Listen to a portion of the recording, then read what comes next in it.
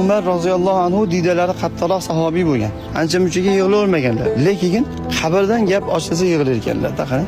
Shunda hayron bo'lishib so'rasalar, javob berar ekanlarki, qiyomatda do'zaxni gapirsa yig'lamaysiz, sirotni gapirsa yig'lamaysiz, mezonni gapirsa yig'lamaysiz, hisobni, mahshar yo'qni gapirsa yig'lamaysiz. Nimaga qabrni gapirsa yig'laysiz? Ey Umar deganlarda Hazrat Umar aytgan ekanlarki, chunki qiyomatda ham, do'zaxda ham, sirotni ustida ham men bitta o'zim bo'lmayman-da.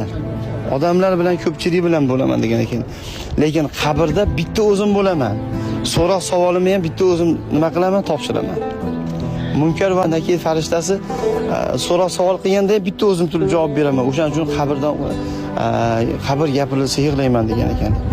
Va yana degan ekanlar, qabr oxirat bosqichlarini birinchisida, birinchi qadami. Oxirat qadamlarida birinchi qadami qabr. Agar ana shu birinchi qadaming yaxshi bo'lsa